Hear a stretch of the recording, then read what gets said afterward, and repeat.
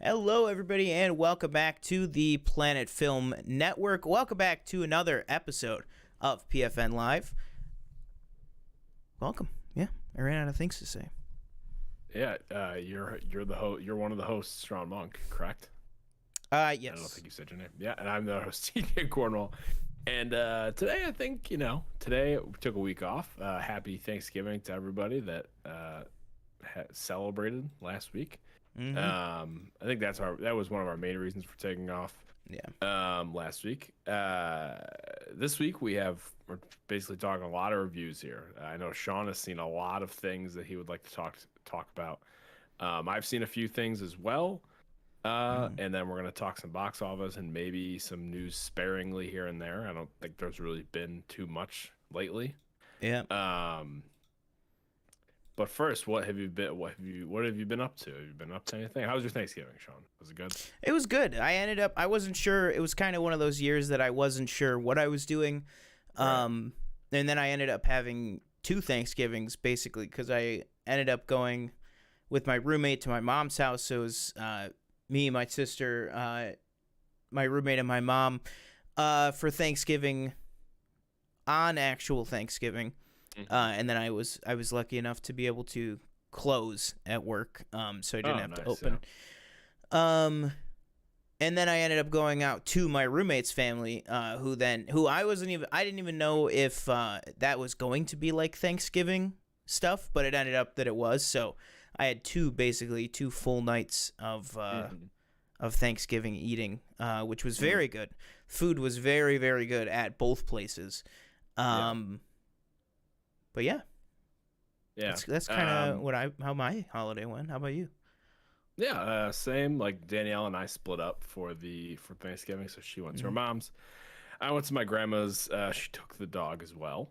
But yeah, for me it was good. It was me, my cousins, and then my aunt and uncle and my grandma, and we, had dinner, watched the rest of the Bills game, which was a nervous breakdown for that one. We won, thankfully. But yeah, I got home around 7 or whatever, and then I don't even remember what I did after that. Played a little football earlier in the morning with Brandon and some other people. Absolutely mossed Brandon in the end zone. Don't forget that, Brandon. We did lose though, unfortunately, so he did get the win at the end, but I got the touchdown, so that's all that matters to me. Let's see what else.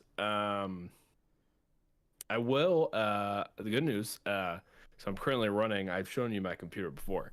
I will be able to put it back together very soon. So there you go. I ordered a new power supply.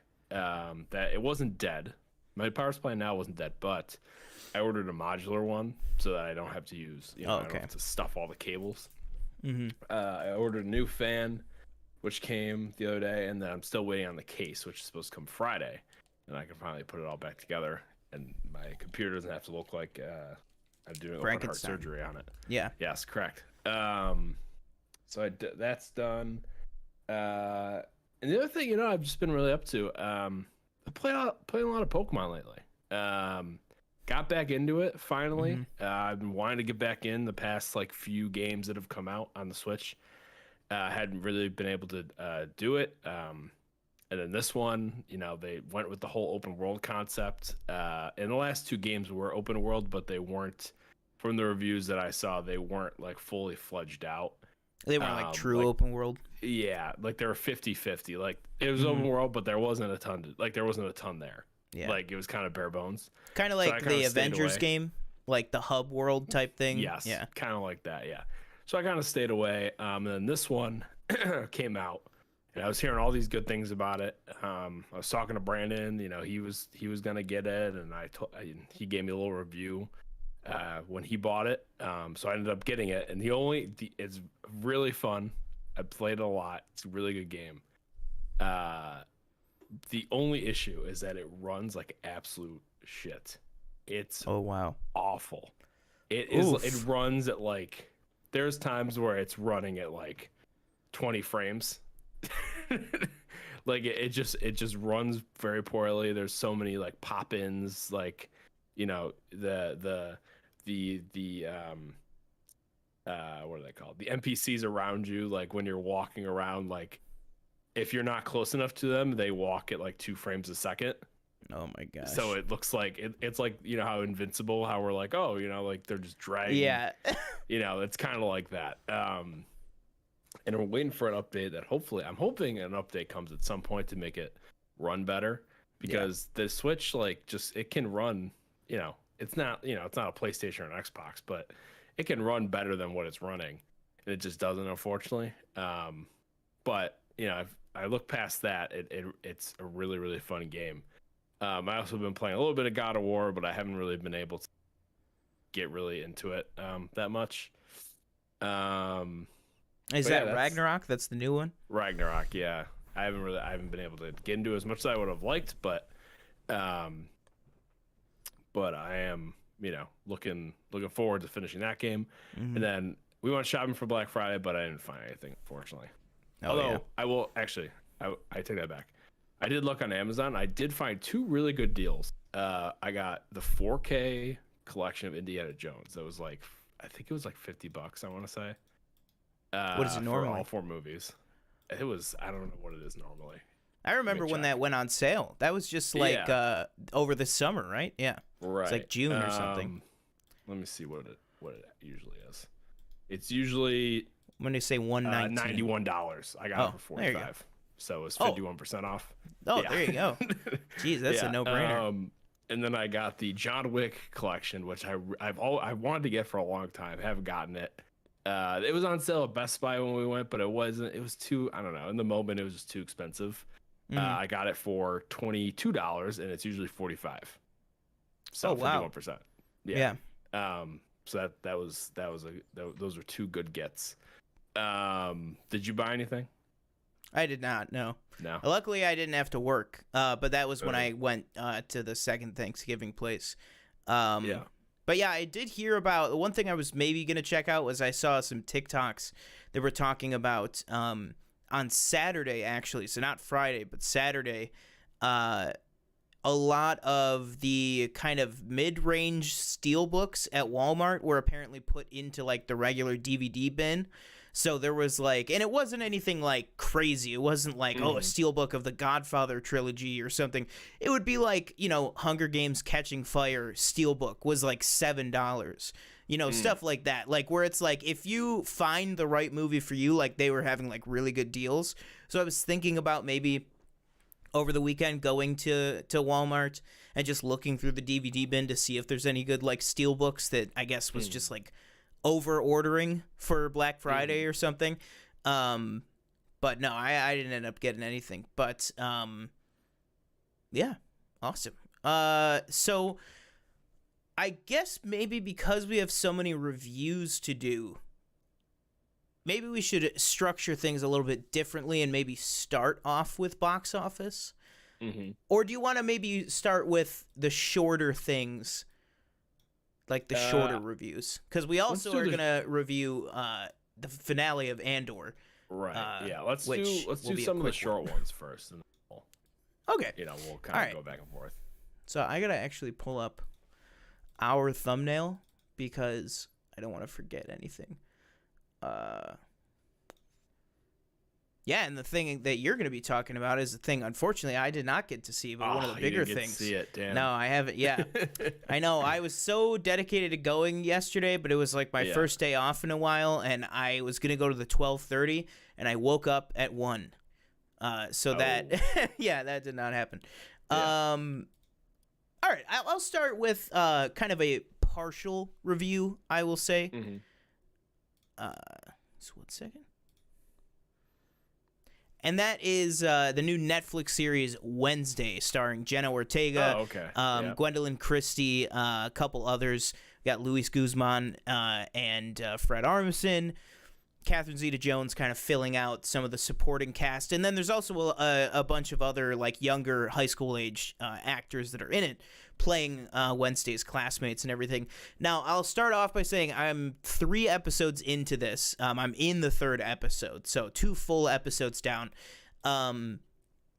Starting off, I think that Jenna Ortega, first of all, I think everybody agrees Jenna Ortega is it's her world and we're just living in it right now.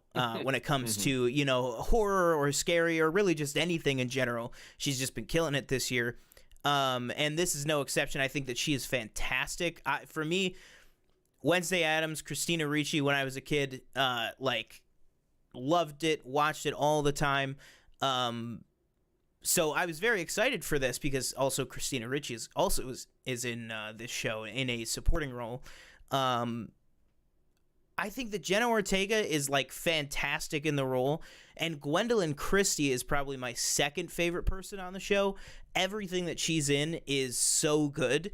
But for me, where the show kind of falls apart, or not falls apart, but I just don't find myself as entertained, is the kind of high schoolness of it. And I totally get it because it is Tim Burton, and it's nice to see Tim Burton directing a TV show.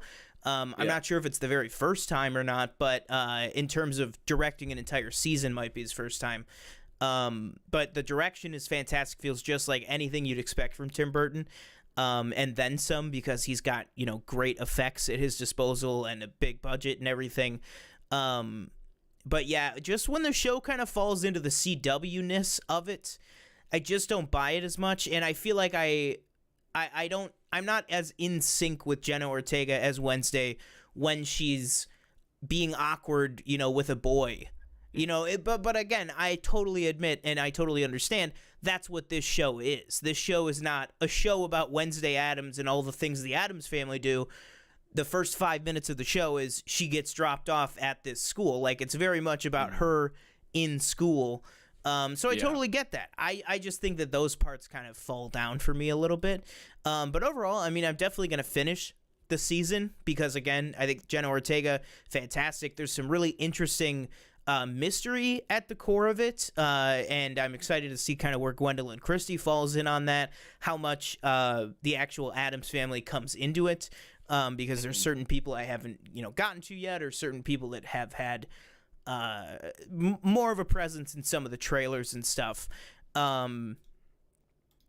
Yeah, Danielle said, I've never seen the show, but whenever I see the dancing scene online, I stop and watch it. Yeah, I haven't even gotten to that part yet, but that scene is, fantastic. Jenna Ortega is that locked in as Wednesday for every scene. It's just sometimes, like I said, just some of the plot stuff, not for me, but I still really like the series. And if that is something that's for you, if you like Riverdale, or I would say specifically the Sabrina the Teenage Witch show, the newer one, the Netflix CW kind of co-created one, I think you'll love this series. Or if you like anything like that, I think you'll really love this series. But yeah, those are kind of my thoughts on Wednesday. Nice. Do you want to do one, or do you want me to go to another one? Let's hold on one second. Do you want me to do the one that you didn't see? Sure. Okay. Yeah. So 2 nights ago, or was it last night? 2 nights ago, Sunday. Danielle and I. Or no, wait a minute. What was that? I think it was 2 nights ago. Yeah. 2 nights ago. 2 nights ago, Danielle and I went to go see Glass Onion, Knives Out story, which I was between The Fabelmans or Glass Onion, and I asked you, and you were like, "Well, Fabelmans probably be wired to release at some point. Glass Onion, you have to wait for Netflix, which is when does it come out? 23rd or something like that." Yeah, should have listened to my own advice. Netflix. Yeah. So I think it was out. It's out for a week or so. For a preview or whatever. So I went to go see it, and I do wish I would have watched the first one again. I've only seen it the one time when it came out. Not that it has anything to do with each other. Just as a comparison kind of. And I'll tell you what, I really enjoyed this movie. It way more goofy than the first one, I'll say. Ryan Johnson's really in his jokes bag, I'd say. Either having Dave Bautista make some jokes, Edward Norton, Daniel Craig, etc. I mean, Daniel Craig, I think, is a standout for me in this movie. He just nails the whole LeBlanc character, and I found him really enjoyable to watch. Something that the movie does that I am not the biggest fan of is it starts telling the story, and then halfway through it goes backwards and it starts from the beginning again. And it's like, okay, let's show you how we got here. And then when you get to that point that you left originally in halfway mark, then it goes forward. And I'm more of like a just keep going. Like don't push me backwards, you know, like it goes a little more non-linear. Yeah. Yeah, it's one of those like, here's what you didn't see. Like here's what happened leading up to this. And I liked, you know, all the kind of messaging and stuff with, you know, all these, you know, rich assholes being friends with this one. I don't think these are like spoilers or anything. Being friends with this one guy and, you know, et cetera, et cetera. I thought that was all really cool. There is one thing that happens which I was a tad confused by. You know, when you see it, maybe you'll be able to explain it better to me. I brought it up to Danielle. And I was like, I don't know if this really makes sense, just the way these events are lining up. And she was kind of trying to explain it, but I was like, yeah, but that, and this, and then she was like, I don't know. So maybe, you know, when you see it, maybe you'll get more of a grasp on it than I did. Who else was in this movie? I thought Madeline Klein was great. She had a decent sized role, not huge, I'd say. Catherine Hahn was awesome. Hated Kate Hudson's character. Couldn't stand her. Really? I could not stand her character. And I get she's supposed to be the way she is. It's just like she's just annoying. It's funny too. Driving home, I was like, "Oh, was that what's her name? Big Bang Theory." Kaylee Cuoco. Yeah. And Danielle was like, "No," but I guess she went out for this role. She didn't get it, unfortunately. But because when I was watching it the whole time, I was like, "Oh, is that Kaylee Cuoco?" And obviously it wasn't. It was Kate Hudson. And Leslie Odom Jr. obviously. Janelle Monáe. Janelle Monáe, sorry, also stand out in this movie. She was also fantastic. What about Jessica Henwick? Jessica Henwick was great. I'd say she had the same kind of part as Madeline Klein. Kind of a reduced role. Like she was still a decent sized character, but compared to Leslie Odom Jr. Not one of the main players. She wasn't one of the main people, I'd say. Gotcha. And it looked great. I thought all the score and the set design, all that stuff was awesome. And all the jokes I thought were pretty good. Some I didn't laugh at, some I didn't find that funny. But you know, overall I thought it was really good. I'd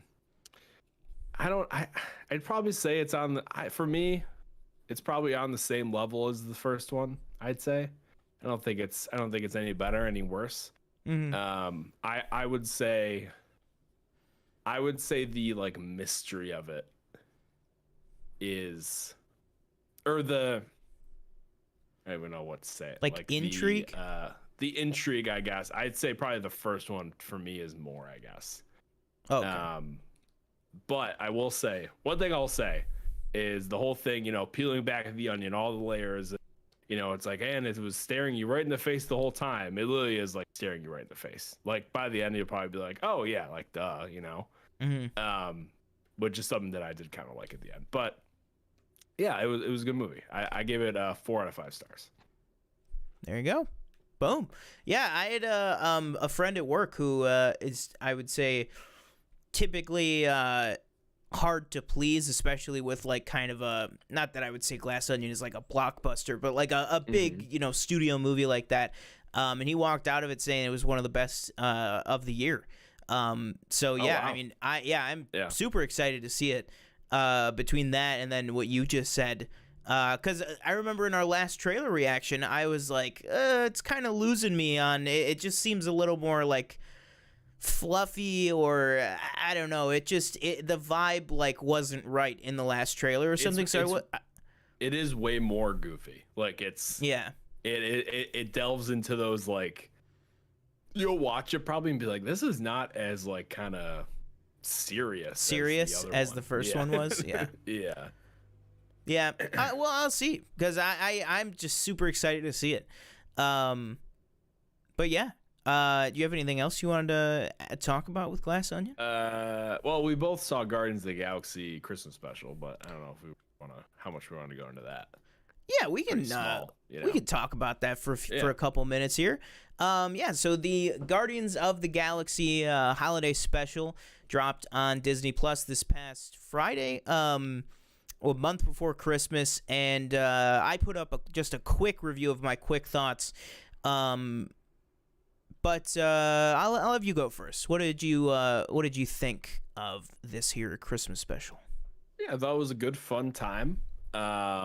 Didn't expect the whole thing to be basically Drax and what's her name, Mantis. Which was it was an interesting surprise. Granted, I did like them together. I could see. I told Danielle, I said, if you wanted to do a whole thing just with them kind of bantering back and forth, I would probably watch that, honestly. Mm-hmm. So I thought they had some really funny moments. Some things were, I shouldn't say. There was a few things that I found funny. I thought most of it I didn't laugh all that much. Okay. But I did like the whole Kevin Bacon bit. I did think that was funny. Mm-hmm.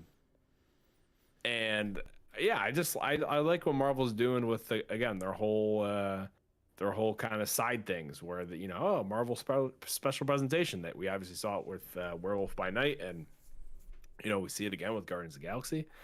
So again, I'm excited to see what else they can do. So yeah, it was pretty good. I had a good time. Yeah, I would agree with you. I think there was a lot that worked for me. I did find it very funny. But as I said in my quick review, there was a couple things that I was just like, oh, that one was a miss for me. Like I know a lot of people are like, oh, the song at the beginning and stuff, kind of the title sequence. I didn't really care for that song. I felt like the didn't realize that was a real band. Yeah, I think that maybe played into it. It was just like a little goofy for me. Like like the guy's like goatee is like sticking straight down, and like I get it. Like I'm just saying it didn't work for me. I shouldn't even go into the negative because it just, I don't know. I don't even know what it was that didn't work for me for that. And I think maybe it was just the delivery that they were like, oh, this song we just thought of, and then they just like sing this like 4-minute song. But I also get that the joke was that it was so long. But other than that, honestly, once that kind of slow start got going, I was really on board for this, particularly all the Drax and Mantis stuff. I was just like so like you said, just so happy just to see their dynamic at play, and like seeing them on Earth, because it's like it's easy to be like, oh, Drax and Mantis is probably two of the not weaker, but two of the lesser powered, Guardians or whatever. They're on Earth and they're just getting, he's just laughing when he's getting shot. Like he's just like, it tickles, stop. Yeah. Like that was so funny. And then like he just flips the cop car and Mantis goes in and it's like, I'm sorry about my friend. Here's this little man, and it's the candy cane. Like I liked the whole like, do you want that, stupid doll, or do you want to, deliver Peter the best present he's ever gonna have for Christmas? And he goes, funny little man. And she's like, no. And then it just like smash cuts to them chasing Kevin Bacon. Like there were definitely some beats in this that like I really, really laughed and found very funny. But then not everything landed for me, like I said. But the heart, just like any James Gunn production, the heart is like, oh my God, it's so good in this. And honestly, by the end, I wasn't like crying, but I was like tearing up when it's just like Peter and Mantis have that like great moment. And also I gotta give him props. We're gonna talk about him in a little bit here. Chris Pratt as this character, he's just got something, man. Peter Quill is such a good character. Like every moment that guy was on screen in this, I felt for him. I just feel like Peter Quill is like one of the best written characters in the MCU so far. He's just like every step of his journey, I feel like is so like ingrained in my brain. And I just feel like Chris Pratt plays him with all the weight of that history of everything we know that's happened before and everything we've seen that's happened before. And then I liked Cosmo's kind of light introduction in this. Cosmo, the cosmonaut dog. Oh yeah. Did you enjoy the budget cuts? the animation to kind of like almost save money, probably. Yeah, I thought that was cool. Are you talking about like specifically like the Michael Rooker stuff, like with Yondu? Yeah, I was just thinking like Mike Rooker, bring him back. Got to bring him back probably for a voice, but like, do we really need to cast like a young Peter, or can we just draw him? Yeah, I really liked that. I did see on obviously still way cheaper, but James Gunn, I think it was his Instagram, tweeted today that they did it was old school like rotoscoped animation. So they brought Michael Rooker in like his Yondu jacket, not like full costume, just like his jacket, and then basically had a stand-in because the kid who plays young Peter Quill, Stanley from It, is like 18, 19 now, so he looks nothing like young Peter Quill anymore. Oh yeah. So they basically just, filmed them on a green screen and then just drew over it. And I really liked it. I thought it was cool. And then he said something like he was trying to do that, like, oh, it's just kind of a weird thing, like with the holiday special for Star Wars, that there's just like this animated section for no reason. Like, right. I was like, that's pretty funny. And then, of course, again, like the heart with the Guardians, then at the end you realize, Yondu said he hated Christmas, but then that's when he got Peter the Blasters, and you're like, oh my god, that guy's dead, R.I.P. But yeah. In the very beginning with the band, like you're talking about, like I said, I didn't know it was a real band. I thought that guy, the lead guy who was the one talking, I thought he sounded a lot like Mark Proksch, I think that's his name. He's in, The Office, and he's in Better Call Saul. He's always like that awkward guy in those two shows. Oh, like, is he like from like What We Do in the Shadows, like the bald guy? Yeah, and my baseball cards, like that guy from Better Call Saul. I thought it kind of sounded like him in the beginning. I was like, oh, is that? Obviously, it wasn't. Yeah. Why hasn't he been in the MCU? Bring him in. Exactly. He could be a character. He's got to be. No, exactly. If they ever do the spin-off, even if it's a one-off, actually. There you go. I just got it. Jumping ahead, spoilers again for this whole special. Jumping ahead to the post-credit scene. If Rocket is telling us the truth and there is going to be another holiday special, don't let it be this Guardians. Give me a holiday special with Michelle Yeoh and Sly Stallone and that whole crew from the end of Guardians 2, the original Guardians. I want to see that one with like Ving Rhames and stuff. Or at least an episode of What If with like that. What if the original Guardians were the Guardians? I think that would be really, really cool. But yeah, I just it really worked for me. And like you said, the Kevin Bacon stuff, which I think could very easily just be stupid, I think really worked. I liked that Peter wasn't like, oh my god, it's Kevin Bacon. He was just like, you kidnapped a man. What is wrong with you? Like, it was, and I loved when they were like, "You're an actor," and they were like disgusted. Yeah, that was pretty funny. All right, let's see here. I don't know what just happened to my screen. Okay, so yeah, that was our thoughts on the Guardians holiday special. Let us know, what do you guys think of the holiday special if you're watching after the fact. Let us know in the comments down below. All right, next up, let's go to, all right, I'll get these 3 quick ones out of the way, or 4 quick ones out of the way, but they will be quick because, all right, well, we'll talk about it. Okay. Just bashed my microphone. Okay, let's start off with The Wonder. So The Wonder is a movie starring, Florence Pugh, out on Netflix right now. It also has a couple other people in here, Toby Jones, Kieran Hines as well. Very, very, very good movie. I really, really like this, honestly. If you're gonna watch one Florence Pugh movie this year, I would probably stick with this one. It is very out there. It is very interesting. There's a lot of twists and turns and metaphors and everything, but it is a very good movie. It's just one of those movies I feel like you kind of got to be in the right headspace. It's a very like kind of eerie, kind of scientific versus the religious approach to this this health concern that arises without getting into too much of it. and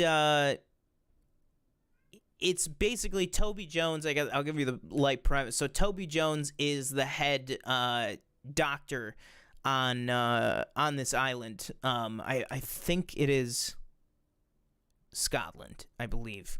I cannot remember, but Florence Pugh definitely is from London. She's coming into town from London, and she is a nurse from London. Basically, there's this medical phenomenon that's happening, and so Toby Jones decides to set up a watch, which is a 24-hour around-the-clock watch of this patient, but the only trick is he selected the nurse, which is Florence Pugh, but then the family also wanted a nun there to basically determine whether or not, because a bunch of people on the island are like, oh, this person's a saint.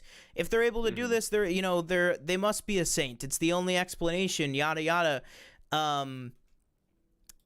So it's very interesting because it really does dive into kind of the differences between kind of the medical approach versus the religious approach, like I said. And I just really liked where the movie went, and I loved Florence Pugh in it, because also there's a lot of mystery surrounding her past as a character, and the past kind of the people around her. But yeah, I thought it was really, really good. I think I gave it like 4 stars, or maybe 3.5 stars. But yeah, I really liked it, and like I said, it is on Netflix right now. That is just my quick thoughts on The Wonder. If you're going to watch one Florence Pugh movie this year, make it be that one. All right, next up, like TJ said earlier, I have watched a lot of stuff this week. All right, so I'll go with this one so I don't forget it. I also saw She Said. So She Said is a movie starring Zoe Kazan and Carey Mulligan, as well as many, many other people. And it is primarily based on the New York Times articles and the investigation thereof into the Harvey Weinstein case. Oh, okay. So basically, this is think Spotlight, think All the President's Men, think Bombshell, but very firmly about the Harvey Weinstein case and the investigations. Okay. For me, and this is one that I'll call him out by name, or if you know, The Outlaw. I saw his Instagram post about this, and he said easily one of the best movies of the year. And, phenomenal performances, everything like that, gripping truth. Stands up, All the President's Men, all that stuff. So I was like, oh wow. I saw this movie, and I really did not see any of that. Oh. I really think that this movie lacked an actual like narrative voice. Like I feel like it was really trying to be like a Spotlight or like an All the President's Men, and it just kind of fails on every front. And honestly, I have to say, I think Carey Mulligan really just kind of phoned it in. I was sitting there. Okay. I just did not connect to it. I did not like. And also, it's not even just that. It's the movie is just like a lot of like scenes that are cut together. Like that's what I can say about it. Like I just felt like there was no emotional arc to anything. I mean, I'll spoil it because I don't even think it's going to be in theaters by the time this is over.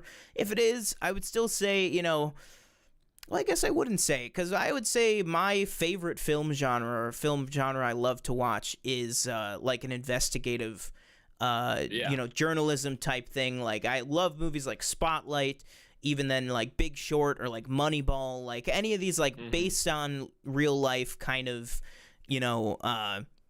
trying to change the system or trying to figure this thing out. And I really just didn't care for it. I just didn't connect to the people in it.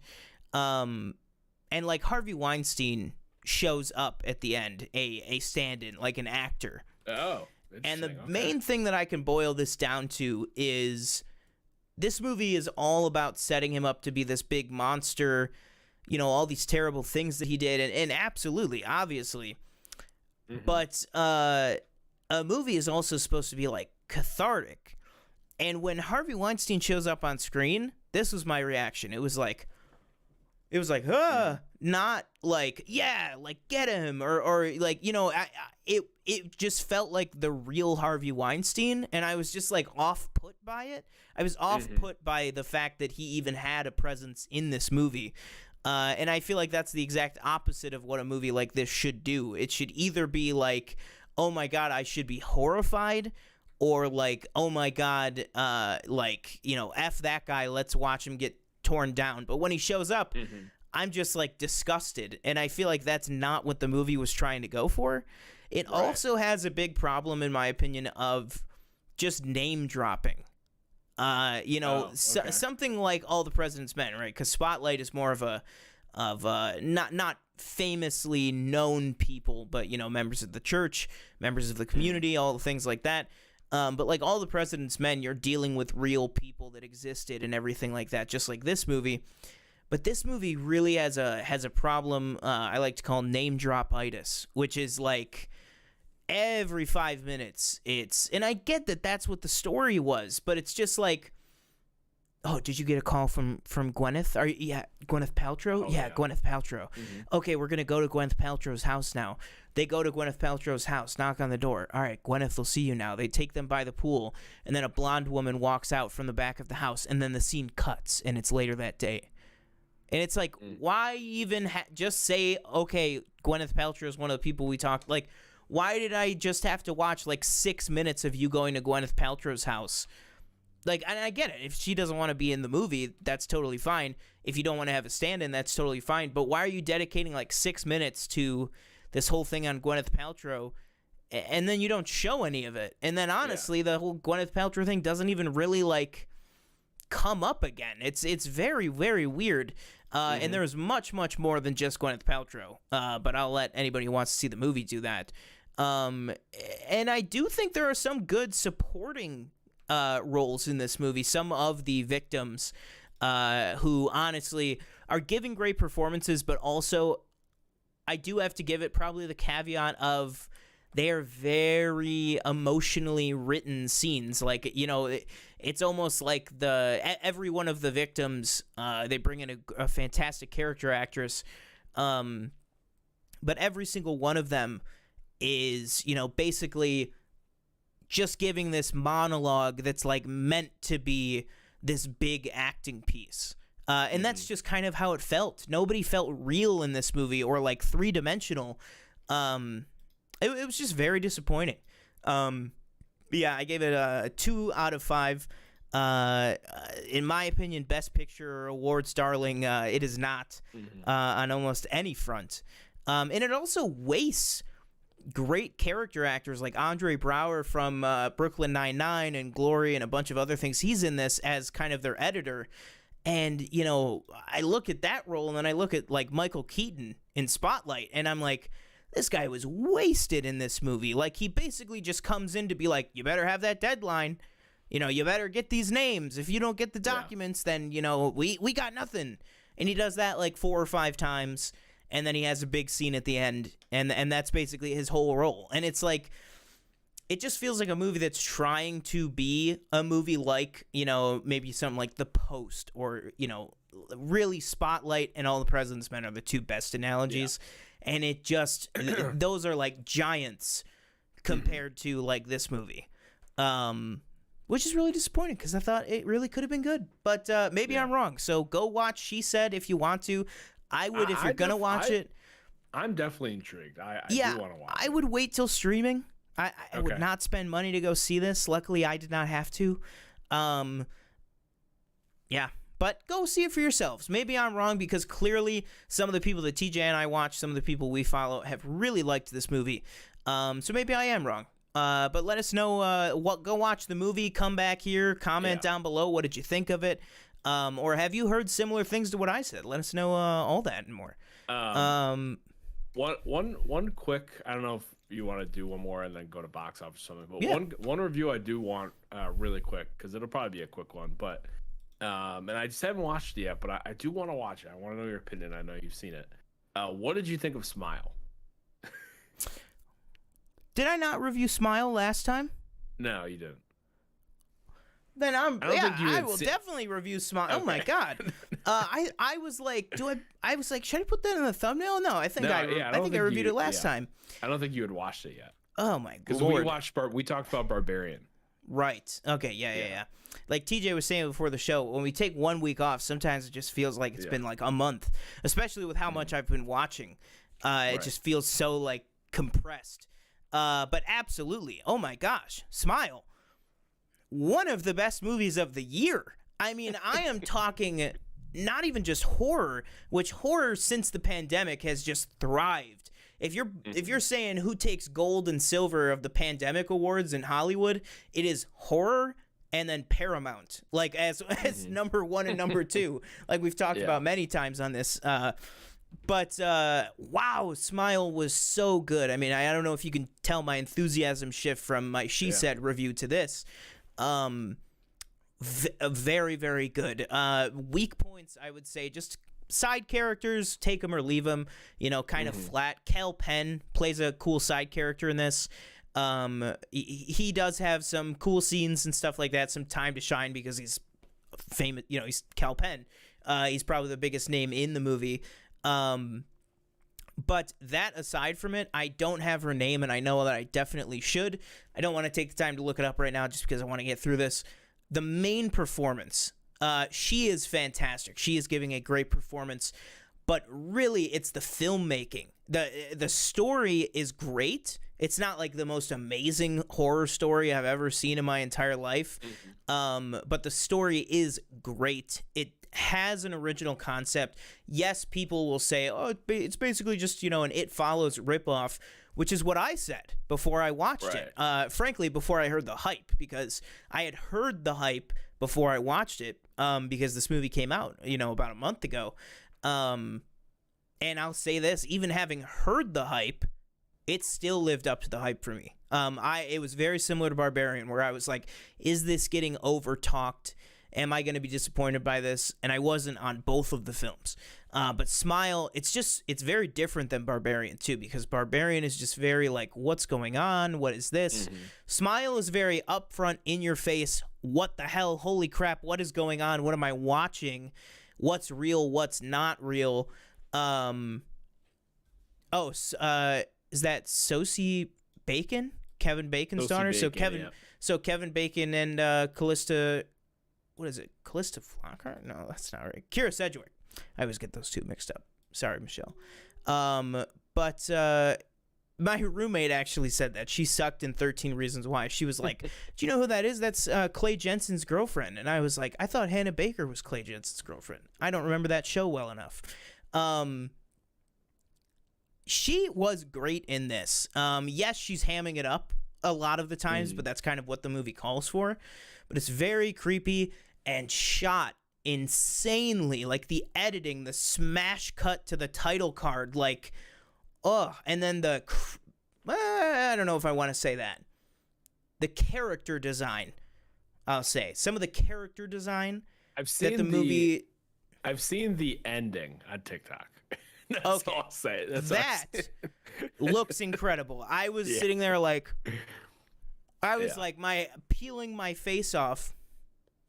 I was like losing it. And then the last shot, some people were like, oh, it's just franchise setup. I didn't take it that way. I think if they're going to do a Smile 2, have at it. Great.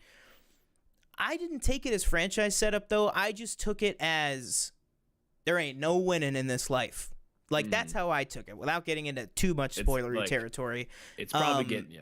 No matter what. Yeah, exactly. And people were like, well, it's just, hyping up, that they want to do another one. And I'm like, yeah, maybe. But also you could just end a movie on a good cliffhanger sometimes. And I think that's what this did. But really, I don't want to undersell the direction, the set design, the color grading, how it's shot. Like, this movie looks so proficiently made for something that if you just told it to somebody, I would be like, did Redbox make that movie? And it's not. It looks so good. So yeah, huge, monumental recommend on Smile. It's on Paramount Plus right now. I didn't see it in the theater. I watched it at home with the lights off, and it was suitably scary. So you might want Danielle and Nova with you when you watch it. But definitely recommend it. It is very, very good. Yeah. I think I gave it 4 out of 5. Really, really enjoyed it. Yeah, awesome. I can't believe I forgot to talk about that. But thank you for bringing that up. So I'll make this next one quick. So Bones and All. Bones and All, yes. Bones and All is yeah. So Bones and All is starring Timothée Chalamet, Taylor Russell, Mark Rylance, and Michael Stuhlbarg are kind of the main 4 players in here. Absolutely incredible movie as well. A lot of good movies came out this past 2 weeks. A lot of good movies that are out there for you to watch. Bones and All is a phenomenally made movie. The look of it, there's the use of title cards in the movie, I think is really, really well done. Taylor Russell is a phenomenal lead. She is just like gripping for the moment. The movie begins. Timothée Chalamet then is an amazing co-lead once he enters kind of the picture. Just incredible performances. I was almost in tears by the end of it. Mark Rylance, absolutely terrifying in this movie. In creepy ways. It's not like he's out there going like, I'm gonna kill you, you know, or like something like that. When you meet him, it's just, you're just so unsettled by him, and he's playing it so well. It's just little things in the script too, like he talks about himself in the third person sometimes. It's really creepy stuff. Yeah.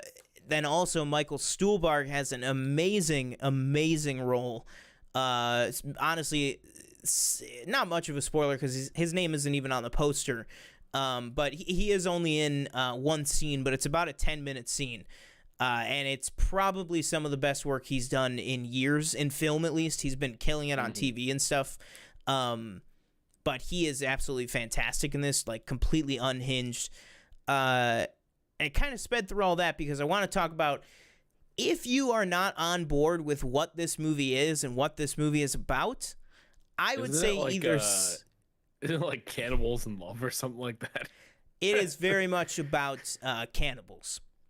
Oh, I would say if that is something that you just don't think that you're going to be able to do, I would say maybe skip this one. Okay, so I am interested, but like I don't know if I can. Is there actual like, are they actually eating people? Like, do we actually see that? Yes, very much so. Okay. Somebody said that this movie was terrifyingly crunchy, and I was like, "Yep, that pretty much nails it." There's a reason I didn't want to eat peanut butter after this. No, it is very graphic. It is very graphic. It was something I was okay with it, but when I watched it, I was not mentally prepared. And it was rough. I was like, oh my God, they are really just going for it.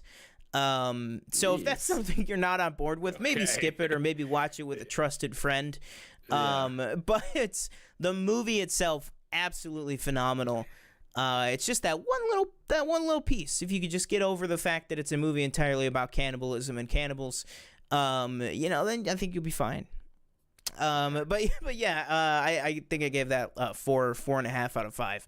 Absolutely loved Bones and All, but it will fuck you up if you're not ready, and don't plan on eating anything while watching it, or after. Oh, okay. But yeah. All right, am I done? No, I'm not done. Okay, out of everything I just said, lots of stuff that I have loved. Wednesday, we're going to talk Andor soon. Loved the Guardian special, The Wonder, Bones and All. Not She Said. Loved Something Smile. you hated. I think, and I don't want to give it away because we're going to do our list soon in just a couple weeks here. I think The Menu is the best movie of the year. Wow. That I've seen so far. I'm very interested in this movie. Is it Hunger Games-esque? I not don't even remember remotely watching a trailer. Okay, but I thought I got remotely. like something of like a Ralph Fiennes Fiennes like says something like, or Ray Fiennes says something like, "Yo, you better run" or something, and I see like a forest or something. There's some. I didn't watch any of the trailers for this, and I'm so glad that I didn't. And I should say, I want to amend. Maybe not the best movie of the year. 100% my favorite viewing experience of the year. I was just like, where I said with Bones and all, I was not mentally prepared. There was just something about the mood that I was just perfectly ready for, this movie to just fit like a glove. I was just like, bring it to me. I'm ready for this. I stayed away from the trailers and everything like that. And this movie is like electric. Everyone in it is fantastic. Nicholas Hoult is incredible, but really Anya Taylor-Joy and Ray Fiennes are just. Looks like I have a relative in this movie, Matthew Cornwell. Oh, there you go. There you go. Shout out. Anya Taylor-Joy and Ray Fiennes are absolutely incredible in this movie. Anya Taylor-Joy is fantastic as always. But that's kind of underselling it. She is incredible in this movie. But Ray Fiennes is the same way that people were like, whoa, Ray Fiennes after Grand Budapest, I feel like is how people should be talking about him with this movie. Because he is hitting a new gear that I don't think he has ever tapped into before. It is just, he is doing something funky and fresh and very interesting in this movie. And I was eating up every minute of it, no pun intended. And then, the twists and turns and craziness that ensues. Again, just like Bones and all, the use of title cards in this movie. When the first one popped up, I was like, oh my God, that's incredible. And then there are just some fantastic title cards in this movie. One particularly that is in reference to Tyler. So if you've seen the movie, or TJ, when you see the movie, just that title card with Tyler, I was over the moon. It was so fantastic. But yeah, really, I would recommend, if you've already seen the trailers, don't like rewatch the trailers before you see it. Just go into it. It is so good. And again, it is just so well made. Like this movie, I would watch the director, I forget his name, but anything he makes, I am just like on board. Mark Milad. Yes, he is, it like perfection almost. This movie was just so good. It is so, it's just a story that's just like, we are gonna like light you on fire for 2 hours, and then you'll be like, oh my God, like you just feel so much. And Anya Taylor-Joy is such a great main character in this. Really go watch The Menu. Like, if I had to recommend any movie that's out right now, The Menu, in my opinion, is easily the best one that's out right now. I think, I haven't seen Ticket to Paradise. I have heard great things. I have not seen that yet. But for me, at least, The Menu is fantastic. It's the only movie up right now that I would gladly rewatch however many times. You want to watch Bones and all again? Not just yet. Not just yet. But yeah, The Menu, guys, seriously, check it out. It is fantastic. It's doing pretty good at the box office too, so it's probably going to be up a couple more weeks. And I really hope that this movie is not lost when it comes time for awards season, because it was kind of, I would say, light awards fare, with a mid-November release and, kind of going for that Oscar-y type thing, but not in the way that, like, She Said was. That's why I kind of say light Oscar fare, especially Ray Fiennes. I really hope he's not forgotten when it comes time to awards. Maybe if not the Oscar, maybe the Golden Globe, because it would be a crime for how good he is in this movie for it to go unrecognized. But yeah, Menu, I give it 5 out of 5. Absolutely incredible. Wow. Loved that movie so much. The tagline is exquisitely brilliant and painstakingly prepared, and that is exactly what the movie is. It fits it so well. But yeah, that is my quick thoughts on The Menu. Okay, so right. I don't know how many more reviews we have, and I don't know if you had this one. Just Andor. Cute. Okay, I have one more that I need you to tell me how it is, because me and Danielle want to watch it, but we're gonna wait till we get a little bit closer to Christmas time. And this is both one both. This is a show we were both excited for it, and that is the Santa Clauses. So I need to know what you thought of. I think you've only seen probably the first 2 episodes. I don't know if the third one came out. Yeah, the third one came out. Okay. What did you think of? What have you thought of the show so far? So I'll just go real quick because I do have a review up. So if you want deeper thoughts, it's no, not you. I'll tell. Well, I mean, you can watch the video too. But I really like it. I think there's some interesting parts.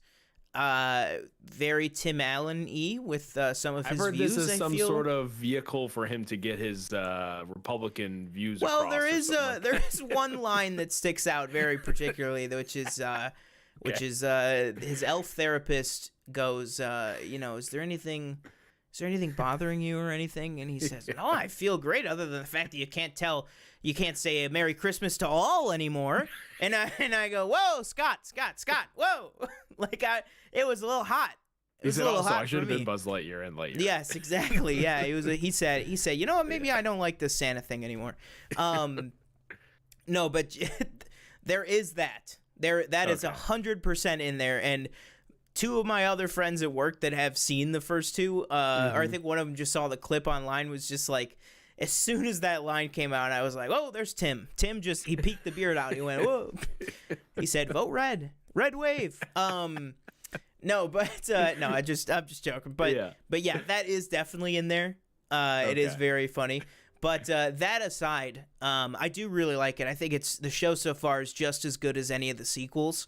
In exactly the same way that you would hope it to be. It's just like insanity. Do you care for a light spoiler? No, I'm okay. Only of the first 2 episodes. Okay. There's a moment where you think it's over for Scott. Oh, okay. Let's just say Scott has a little mishap on a roof. And that's in the trailer, I think. Oh, is it? Okay, yeah. So Scott almost gets got. Him falling off the just that. No, yeah. So Scott almost gets got. And I was like, "Oh my God, no!" Like I was like, "Holy shit!" Like I was losing my mind because I was like, "They can't do this." I was like, "Is this how he retires?" Because also there's some of that in the trailer that you see him as a regular Scott Calvin again. But I'll let you watch it to find out what happens with that. But I was worried for him there, and I also think it's an interesting decision because the first scene of the show. Really the first episode takes place over the course of an entire year. So it opens on Christmas night. I guess it would be like 2021, or maybe even before that. Maybe it was like, years ago. But then basically it gives us an entire year, and then episode 1 ends on the next Christmas night. So I'll be interesting if they keep doing kind of time jumps like that. But I think it's really good. I think factually right on par with any of the sequels. And Jack Frost has been mentioned, but no appearance yet. I was going to ask but he has been mentioned. Has there been any to previous antagonists? Yes. He said, well, I've never made mistakes except for the time that I, and this, and then he goes, and then I let a freaky Iceman take over the North Pole, or so, he says something like that. But yeah, definitely, he Gotcha. Toy Santa has been not mentioned, but has been referenced. They're like, I wish there was 2 Santas, and they're like, don't go down that road again. It's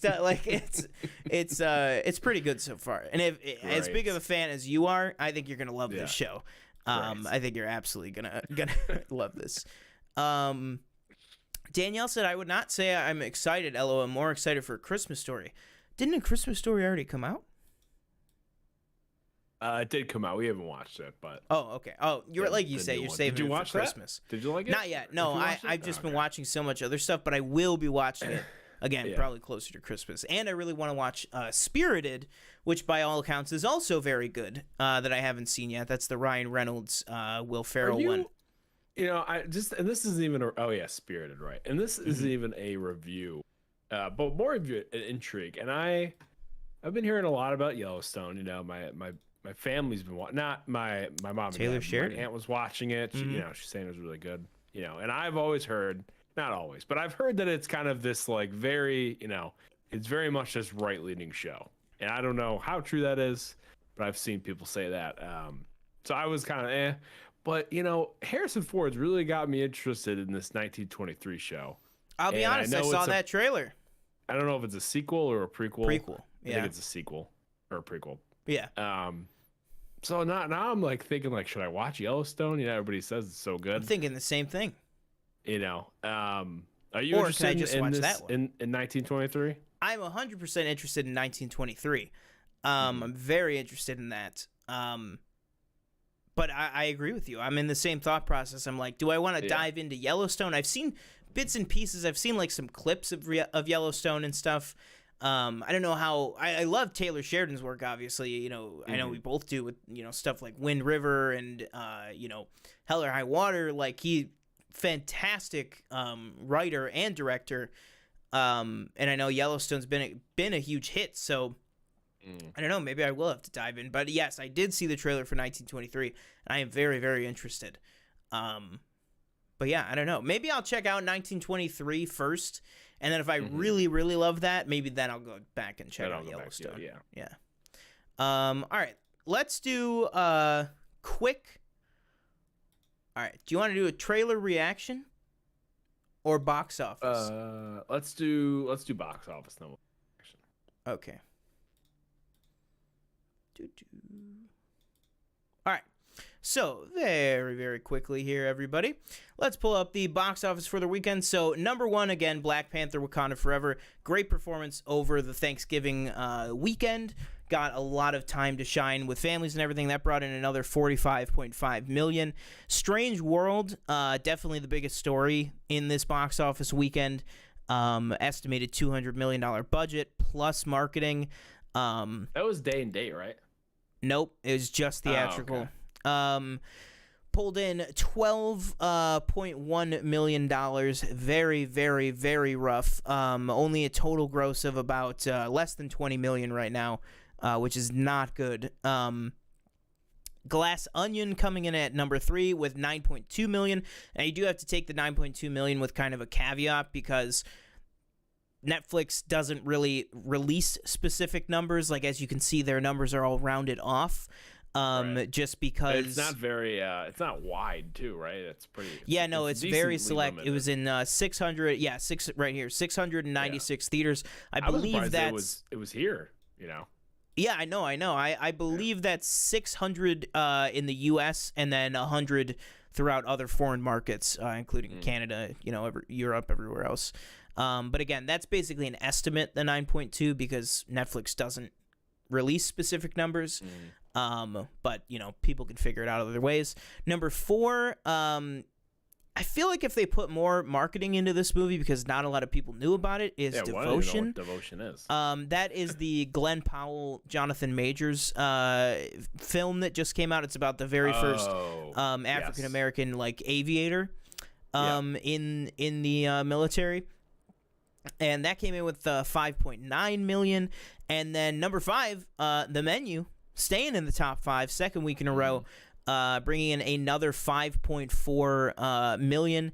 I think that brings, what's its total? I see that is, Menu stands right now at $35 million.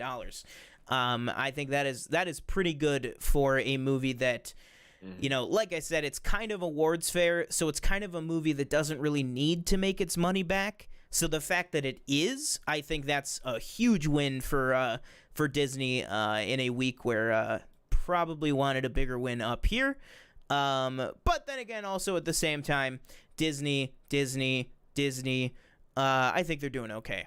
But then again, I don't know. They've been really struggling with animation, and Searchlight Pictures and Marvel Entertainment having successes in those two categories isn't necessarily the same as having a Walt Disney Animation success, which Strange World definitely was not.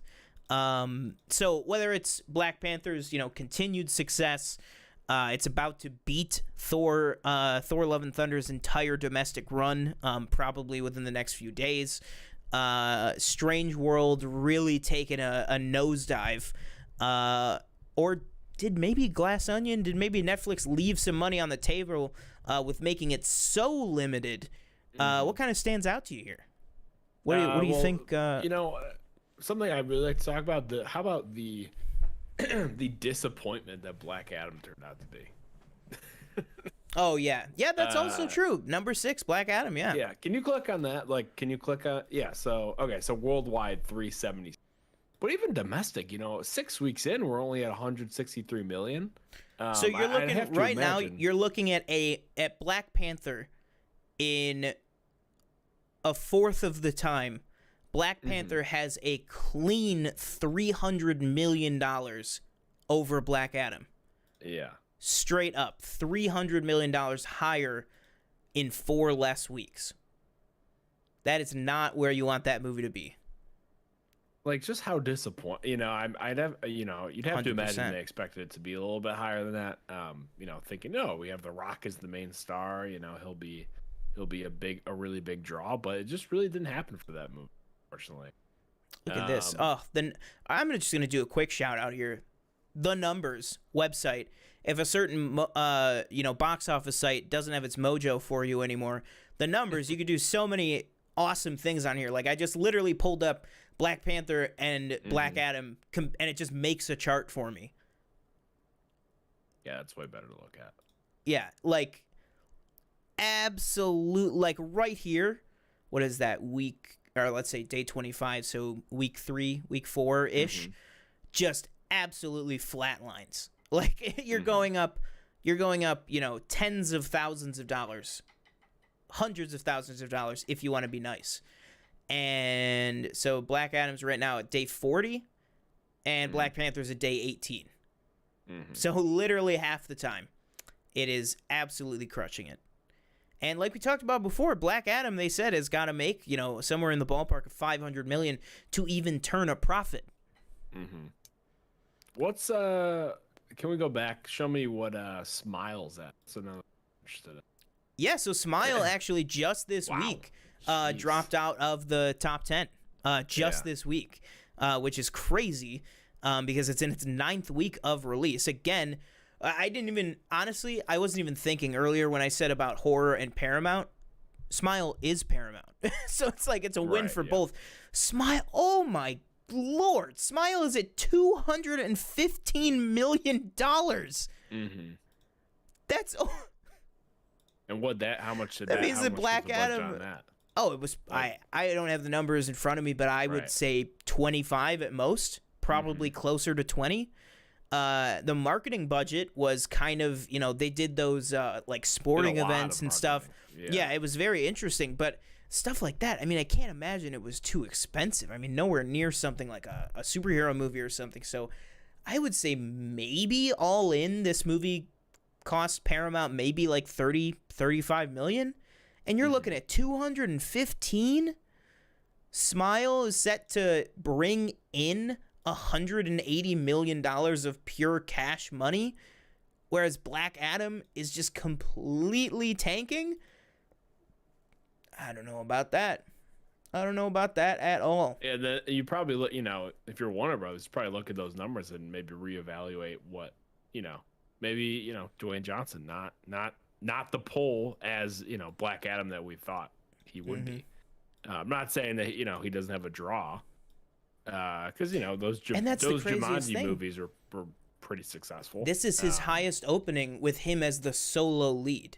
So if you don't count Jumanji and don't count the Fast franchise, which I get why you don't, because it's technically ensemble, but just standing on his shoulders, this is his best performing movie.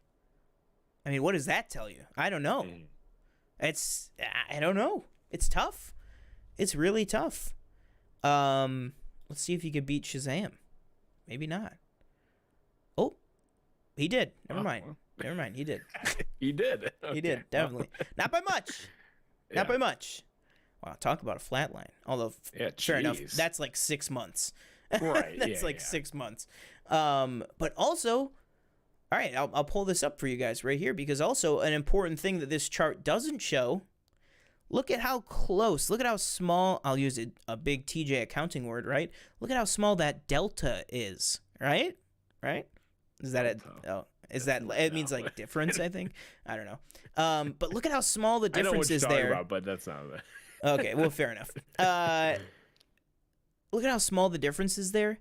Big difference. Shazam, $60 million budget. Mm-hmm. Black Adam, $220 million budget. Universes apart. Shazam made money. It brought in the studio money. And also, these are just the domestic numbers. That's the important thing. Shazam also made even more money worldwide. Yeah, Shazam. Oh, look at that. They even have freaking home market. I love this website. That's kind of cool. So you look at that, almost $400 million total on a $60 million budget. So Shazam brought in a good amount of money for them. And I think you have to realize that, like, and I get it, maybe Black Adam isn't a strong enough character to hold a movie on his own. So you threw in JSA, this Sabak subplot, all this stuff. Mm-hmm. But those things cost so much. And I mean, it looked great, like Dr. Fate, one of our favorite parts of the movie. But at the end of the day, it's like, was it worth it? Was it financially worth it? I think the answer is a big fat no on that one. But yeah, I don't know. Anything else on Black Adam? Disappointment. Absolutely. Absolutely. Alrighty then. So, next up here, we are going to record a quick little trailer reaction because we got the brand new official trailer. Do you know what I'm about to play for us? The brand new official trailer for none other than the Super Mario Brothers movie. Or the Super Mario Bros. Movie. Let's check it out. Here we go. You can check out our reaction to the first trailer as well. It's a Let me bump that quality up. Oh, what is this, Gladiator? Whoa, they love him. Is that Donkey Kong? Oh, yeah. He said, let's go.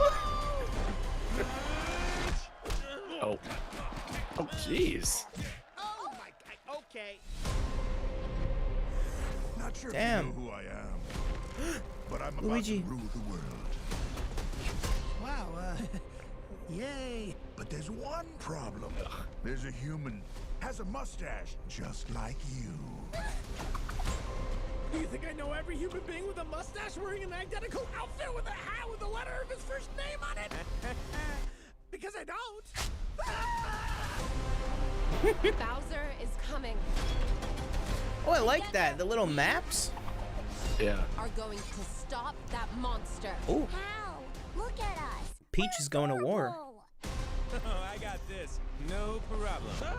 I like how this is incorporating, like, the different games. Yeah, that is kind of cool. Like, you got I don't Smash think Bros. will I ever get used to this voice? Get it up, get it up, get it up. I don't know. It's going to be tough. Yeah. Oh, Well, the Tanuki different suit. suits and everything. With a lot of galaxies. I see our joy, man. She's crushing it. They're Galaxies? all counting on us. Man, this is a real odyssey. No pressure. Whoa. Oh, Mario Kart! Come on! You gotta love that. Rainbow Road? Rainbow Road! Where's Sonic? Oh my god. Yeah! Oh, we did a little wahoo! Wow. You know That's what? The only part of the Chris Pratt got right was that. Man. April. Damn, I gotta be honest. That looked pretty good. That got me. I liked the other trailer, but this was like pretty damn exciting. What did you think? Yeah, I thought it was good. I'm not getting my hopes up. Honestly, it's just 'cause video game movies just have such a other than like Detective Pikachu, I thought was good. The Sonic movies have been good, but video game movies have, especially I've never seen the original Mario Brothers, but I know it was a train wreck, and I don't have a ton of faith in Nintendo, really letting Illumination do anything with their IP that Illumination would want to do. And I do kind of wish we just had real voice actors, like Chris Pratt is Mario. It's just like, what is this like? Where's the kind line? of like he's trying to do like this Italian accent that's probably going to like fade in and out throughout the entire movie. Yeah. You know, so we'll see. But I don't know. I'm not getting my hopes up for this, unfortunately. Fair enough. I think I'm a little more optimistic on it just because I really do love Detective Pikachu and the Sonic movies, and I'm just trying to stay hopeful on this, that it will be good. I did like the last Minions movie. I thought that was a pretty fun movie. The Rise of Gru. So maybe this has something in it. I don't know. But I will say, just based solely on the trailer, I definitely like this trailer more than the last one. I thought it was cool. I'd agree. That they, and I know you said that too, that I think it's awesome that they're kind of bringing in the elements of all the different games. That's something I wasn't expecting. I thought it was maybe just going to be like an origin story thing.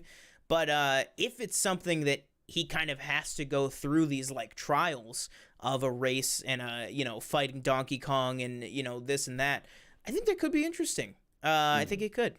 But yeah, let us know, what did you guys think of the brand new official trailer for the Super Mario Brothers movie? Let us know that and more in the comments down below. If you are joining us for this trailer reaction, go ahead and subscribe while you're down there as well. And we will catch you in the next video. All right, boom. So, that was a pretty cool trailer.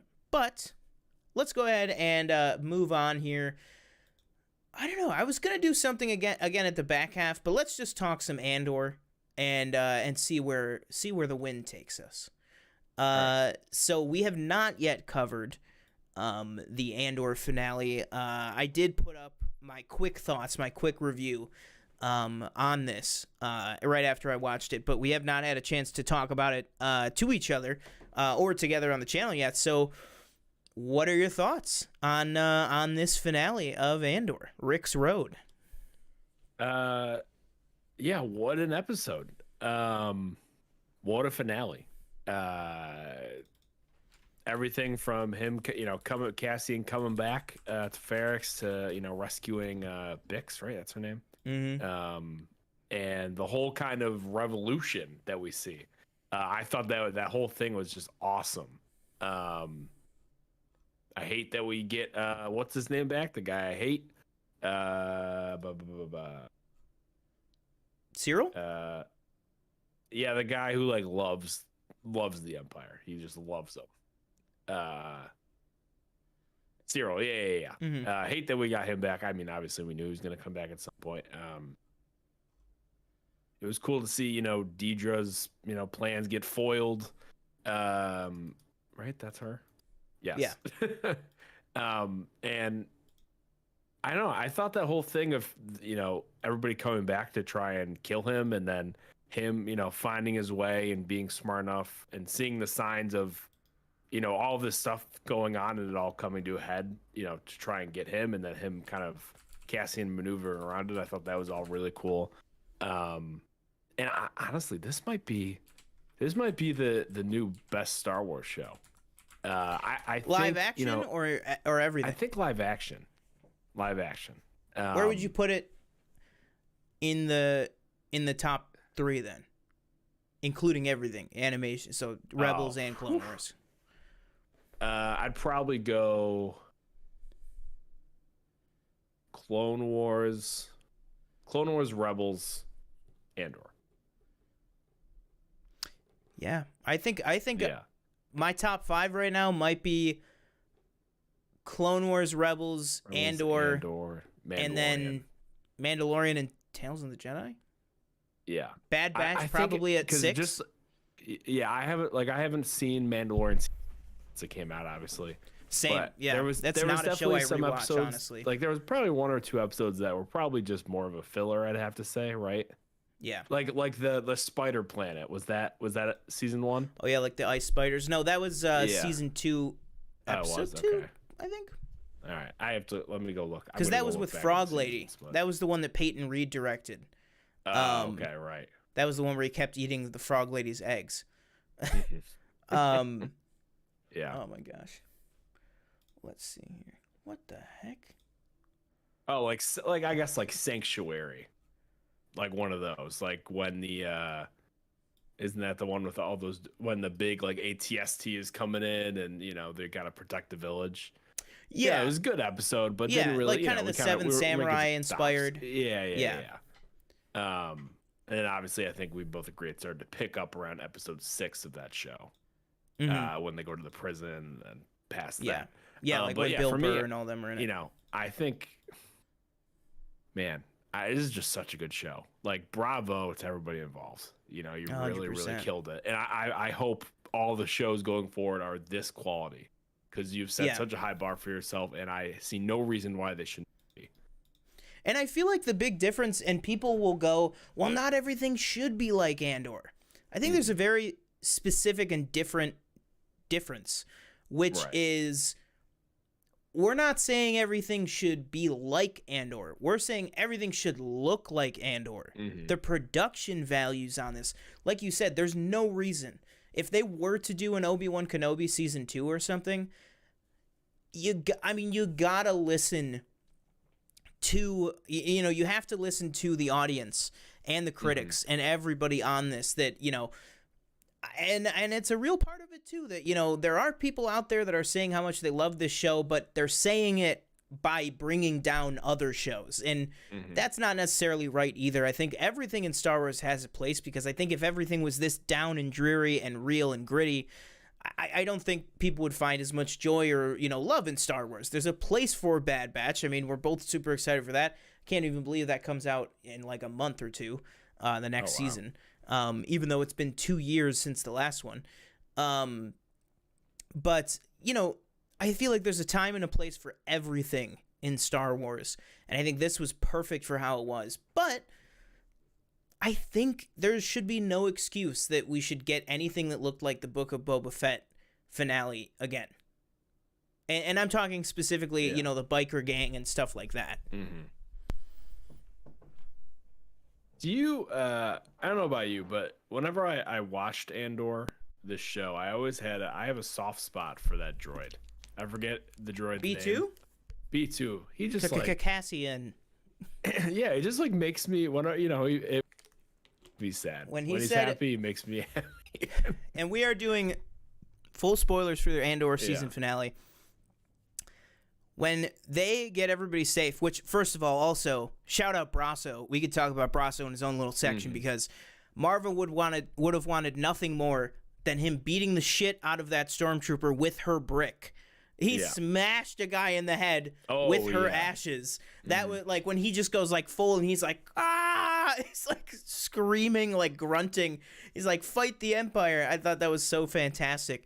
But when they all get to safety, with Pegla and everybody in the shipyard,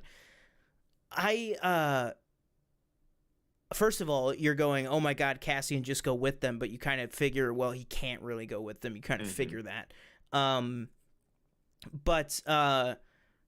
when B2 goes to Cassian when he's on the ship, and they're finally reunited since, you know, I think the last time they saw each other was right before he went to prison, in episode 6 or episode 7. And B2 just looks at him and he goes, Cassian, I never got to see you. And I was like, oh my God, like, his mother's dead, like, his droid is depressed, like, all he wanted to do was see his brother again, and then he finds him, then he's got to leave, like, oh my, and shout out to Brasso, because he's taking care of B2, but it's just like, he's just so sad, like, I felt so bad, and wherever they're going, wherever they're going to settle, they got to get him a new charging cradle. What if he loses power? Like, I'm like so stressed out about this droid. But yeah, again, just another perfectly endearing, lovable droid that somehow Star Wars always manages to do. Whether it's a 9-foot-tall murder robot with K2SO or, you know, a small trash can with B2. I just feel like they always knock it out of the park. But let's talk a little bit about kind of the main conflict or the main element of this episode with Marva's funeral, and kind of Fiona Shaw's last message and everything. I'm just going to step out real quick. So if you just want to give your thoughts on that, I will be right back. Yeah, I thought that whole kind of message, that whole projection thing, I thought that was great. Listening to her make this really long speech and having, you know, the two kind of sides stand there and listen. Obviously, the Empire very much disagreeing with the message. and having the people, what is the planet called? Ferrix. Don't know why I can't remember the name. Having those people kind of listen in awe and be, uplifted and really want to fight back. I thought that was really cool. And that whole scene I thought was awesome. They kind of tease it at the beginning, not really tease, but they show the bomb being made at the beginning, and at the point it's got to come back. And I thought the timing of the throw obviously was great, and then just to see the Empire kind of scramble and not know what to do, and seeing all the people of Ferrix fight back was really, really awesome to see. Something I do have a question about, the ending. We have that kind of standoff between Cassian and I can never remember Stellan Skarsgård's character's name. Where is he? Stellan Luthen. We see the kind of standoff in the ship, and Cassian obviously tells him to kill him, and Luthen kind of jokes that Cassian's like, oh, you came here to kill me, and he's like, why don't you just do it? And kind of that's where it leaves us, obviously. So I'm interested to see what Sean has to say about that. But yeah, like I said, overall, just a fantastic season. Can't wait for season 2. And I'm interested to see where it goes from here. Obviously, this is going to be kind of leading into Rogue One. There's I forget how many years beforehand it is, but I'd imagine we're going to start to get that crossover at some point. But just a really, really good show. More than really good. It's a great, fantastic show. That's what I'll say. Sean, quick question for you that I was just saying. What did you feel about the whole standoff between Luthen and Cassian at the end? Where Cassian's like, you came here to kill me, so why don't you just do it? And Luthen kind of laughed. What did you think of that? I thought it was fantastic because basically, you look back, we always want to kind of look at the themes and the broader picture of Star Wars and stuff. Mm-hmm. And I feel like Luthen is very much on the path of, I need to be hard to my core. I need to be, the badass who's willing to sacrifice and do whatever it takes. But then slowly these last few episodes, really since his kind of boiling point with that epic speech to Lonnie, he kind of doubts himself with the whole Krieger thing, just letting Krieger die. He doubts himself to Saw, and I feel like it's starting to affect him. And I really like, and I'm circling back to the end with them, but also I feel like it goes to it. He goes there to kill Cassian, or to make sure Cassian gets killed, because we also still have Vel and Cinta who are, still a part of all of this. I really like their dynamic. But then he sees that without his intervention at all, just through the power of Marva's speech, which again, absolutely shout out Fiona Shaw. I agree with everything you said about it. Just like inspiring, incredible. She tells Cassian earlier, I'm going to join the rebellion. And it's almost like, oh, okay, Mom, how are you going to join the rebellion? You know what I mean? Like, how are you going to join the rebellion? What are you going to do? You're going to pick up a blaster and start killing all the stormtroopers on Ferrix? And the answer is, this is how. All you have to do is stand up and fight. Like she says, wake up, just stop sleeping. Stop letting them do this to you. I thought it was fantastic. But then, in her words, causes all the action. And Luthen stands there and he sees all this. And he's so like, I am the rebellion. The rebellion is me. I am moving all these pieces to make this work. And yet here he is watching this entire community rebel against the Empire. And he had zero involvement in it. And I feel like that really gets to him. So then I feel like when Cassian is on the ship, he's kind of throwing it back in his face. They're standing in the exact same spots that they were when Luthen gave Cassian the choice. I'll drop you back off and you can fend for yourself on Ferrix. Or do you want to give up your life all at once for something that's real, that means something, and go on this heist? That's kind of what I was thinking, where he's like, why don't you just kill me? And it's like, why don't you die for something that matters instead of just being killed cold-blooded by me? And I love that. That it right in the exact same spot that kind of Luthen threw that decision at Cassian, Cassian's now like, hey, I've settled everything I need to. The people I need to get safe are safe. He could have escaped, but he went to find Luthen. And Luthen must know that because Luthen was about to leave. But he sought Luthen out, and I feel like that just proved to him, this is exactly who I need. Cassian is exactly who I want. The fact that he came here ready to die because he now believes in that cause so much. Like, I just love, I don't agree with anybody that's, you know, why do we need a show about Cassian Andor? For this. Because it's not about... Hey, I mean, I said that. Yeah, no, I thought originally. it too, absolutely. Yeah. But I just don't get that whole argument because this is why. It's not just like, oh, a reluctant hero. It's like, well, what gets a reluctant hero to take that step to become the hero? And the answer is Andor Season 1. It's all these events. It's, I need to focus on myself. I want to find my sister, and then that'll give me a good life. Marva says, you got to stop looking for her, man. You got to focus on your life. You have to start living and stop thinking about this person who may be dead, maybe she's not dead, but it's not going to be the fix-all that you think it's going to be.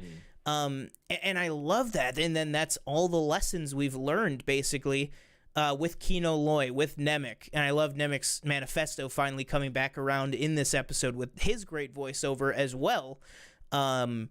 Just fantastic. Excellent storytelling. And then also even all the way back to the first episode with Nurchi, the black guy that he owed money to that informs on him, bringing that all the way back around because we haven't seen him since episode 1.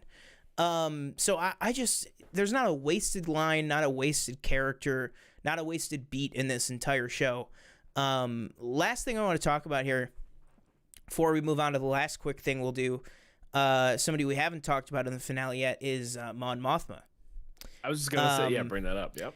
Absolutely incredible. I loved how she knew her driver was a spy, knew he would listen in, and just fucking pins the whole thing on Perrin.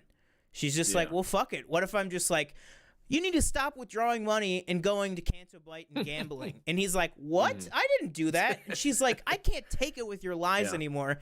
Canto Bight name drop. Exactly. Like that? And the ISB just eats it up.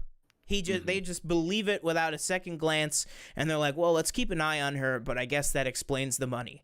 And then also, that was the kind of hoorah Mon Mothma scene. The very oh no was she married her daughter off to the son of that crime syndicate, crime boss, whatever you want to call it. So what are your kind of thoughts with where we leave Mon Mothma or kind of how that happened? But also, that's kind of the creepy thing that we've been seeing with Lita all season is she's on board. That's kind of what she wants. But it morally compromises her own mother. I thought it was interesting to see Mon Mothma. I mean, like, we know she's not clean per se of everything because obviously she is, filtering money to the Republic on the side. But to see her kind of play the game of, marry my daughter off so we can safely move more money towards the rebellion, that was interesting and kind of took I don't know, made that white outfit that we see her wear in the Senate a little dirty, Yeah. That's good. Which I thought was interesting. So I'm excited to see how we use this money that we're getting. How does this affect the rebellion? What improvements can we make that we couldn't make otherwise? Yeah, I agree. I think it's very, very interesting that she would let herself be, I don't know if it's the right word to say, corrupted by it, or just that she would let herself go down to that level. It shows, if Luthen is the absolute extreme of, I don't care what happens to my soul, Mon Mothma is the exact opposite of, I care extremely what happens to my soul, but sacrifices still need to be made. Right. And then kind of transitioning over to season 2 talk, I think it's very interesting because we know come Rogue One that Cassian and Mon Mothma have a very intimate working relationship they're working directly with each other right at the same round table. You know, Mon Mothma is who introduces us to Cassian. And I think it'll be very interesting to see in this next season that, you know, Mon Mothma kind of, you know, realizes that she's losing her daughter. Cassian loses his mother. Maybe that's the kind of relationship they have. Maybe it is deeper than we thought. Maybe it's, you know, maybe they find what they've lost in each other. Right. So I think that could be very interesting to see how Cassian kind of gets that tied to Mon Mothma, that he's kind of a really trusted guy of hers. But yeah, what are if you just had to say a couple quick things that you really hope for in season 2? Things I really hope for. Got K2SO maybe coming up. Yep. I would like to see more of Saw Gerrera. Interested to see, you know, what kind of more of a role he takes on. Obviously, he was, I would say, him and what's the guy's name that they just kind of let walk into? Anton Krieger. Yeah, Krieger. He was kind of not on board with that whole thing at first. Differences. But then obviously after Luthen kind of explained the whole thing, he was more open to it. So I'm interested to see, you know, what Saw Gerrera gets more into, and maybe see some of his other crew that he has. Obviously, he has, you know, a bunch of people with him. To see more of them. And I'm interested to see where Bix ends up, where that whole group ends up. You know, I really hope that she ends up being okay. Yeah, where are they going? Some planet. Yeah, I think they said they're going to a moon that's like nearby to kind of recoup, and then they're getting the hell out of there. Oh, and Andy Serkis. I'd be shocked if we don't see him again. See, I would also be shocked if we don't see him again, but I hope we don't see him again, if that makes sense. Yeah. Because they show him they're gonna show him in a tank on Exegol. There you go. Maybe that's it. Maybe that is it. That would be hilarious. That'd be crazy. Can you imagine? Like, I think that would just tear down all my goodwill with Star Wars. I think that I would just if the they show turned is over. If they just turned it into like Andy Serkis, like, oh, It's here the he Snoke is. backstory. This is where Snoke was. It's how Snoke was born. I can't. That would be hilarious. Oh God. There has been an awakening. Please don't. There has been a prison break. Have you felt it? Like literally. Yeah. All right. So that is some of our talk for Andor Season 1. I'm sure we'll talk more about this show in the weeks, months, and years to come. But that will do it for our Andor talk. Now, the last thing, I'm going to throw this on TJ right now. We haven't talked about this before, but in honor of the movie that we both haven't seen this week, The Fabelmans. Let's run it down here. It's quickly becoming a favorite of our loyal viewer base, and that is, let's throw up here all of Steven Spielberg's filmography. I haven't even seen all these. I was just going to say, I know there have been some that both of us definitely have not seen. That is okay. We can just say it's F because we haven't seen it, or this is where it stands in pop culture. Either one. But let's go ahead and get this pulled up here, and let's tier list some Steven Spielberg stuff. All right, so yeah, okay, you start. Well, I got this will be combined, I'd say probably, right? Just because there's so many. Through the whole thing. Yeah. All right, where do you want to start? Do you want to just start at the top?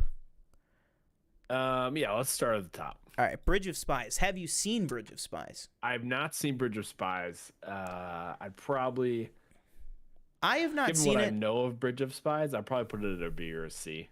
I would say C, probably. C, yeah. It just seems like one of those movies, and again, I'm just going off of things that I've heard and stuff like that, and people I know that have watched it. It's okay. It's just middle of the road. Mark Rylance, a lot of people have said like, oh, he was good, but shouldn't have won the Oscar for it. So I'm gonna go with C. Welcome, Molly, to the chat. We are currently tier rating all of the Steven Spielberg movies that there currently are. Jurassic. Wow, that's a real big jump. Jurassic Park The Lost World. 3, The Lost World. That's an F. For me. A full F? You know what? Yes. I'll give it to you. I'll give it to you on that. Catch Me If You Can. For me, I've that's never seen. For me, that's an S. I know. That is one of okay. my favorite movies of his. Absolutely.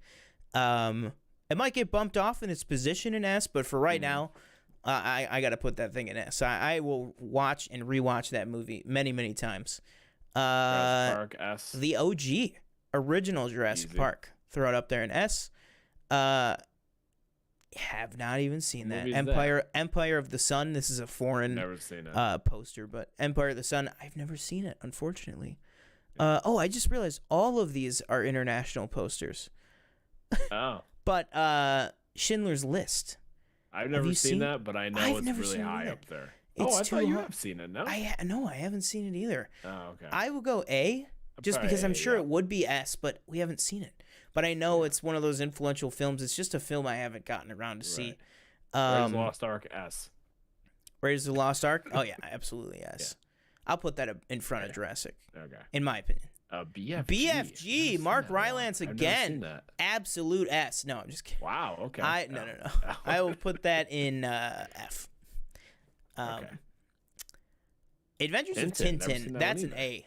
That's an A on me. Oh, good movie. I really like that movie. Andy Serkis again. Andy People Serkis, want phenomenal in another that one, movie. don't Absolutely. Okay. But yeah, Tintin, Andy Serkis, fantastic in that. AI, artificial intelligence. We got Will Smith. We got Haley Joel Osment. Have you they? seen I this didn't know movie? Steven Spielberg did that one. I didn't know AI was. Spielberg? Yeah. No, I didn't know. Yeah. That. Where you put it? I put it. Oh, man, it's been a long time since I've seen that movie. It's been like 5 years for me. I would say B. I was thinking B too. It's not Haley Joel Osment's best movie, Yeah. but it's still pretty good. That's where I'd Okay. fall on it. What is Always. this next one? So I have seen Always. this. I've This never is with seen John Goodman and Richard Dreyfuss. it. Okay. And I believe Holly Hunter. I'm gonna put this in A. I think this Okay. is a really it's just a real 80s movie. Like it's just. Mm-hmm. I don't even know if I want to get into it, but it's basically it's Katharine Hepburn's last film, I believe. Oh. But she it's basically one of them dies and then they have to live through the other one to realize, how good they had it in life and everything like that. But it is very good and heartwarming and stuff and some great. I'll put it in the front of B actually, cuz it's good. It's great for what it is. That's what I'll say. Mm-hmm.